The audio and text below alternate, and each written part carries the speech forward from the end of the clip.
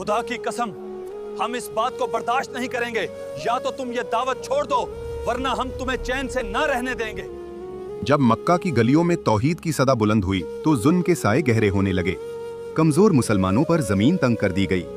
हजरत बिलाल रजी अल्लाह अन्हु को दहकते पत्थरों पर लिटाया गया, मगर उनकी जबान से सिर्फ एक सदा निकली, अहद।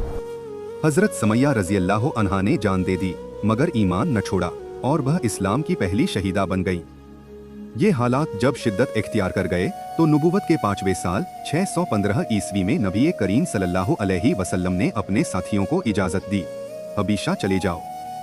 वहाँ एक आदिल बादशाह है जहाँ किसी पर जुल्म नहीं होता। यूं ईमान का पहला काफिला मक्का की सरजमीन से उठा, आंखों में आंसू, दिलों में यकीन लेकर। हबीशा के दरबार में जब जाफर बिन अबी तालिब रजी अल्लाह अन्हु ने सूरा मरियम की आयतें सुनाई तो नजाशी की आंखें भीग गईं। उसने कहा, यह और ईसा का पैगाम एक ही चिराग की रोशनी है।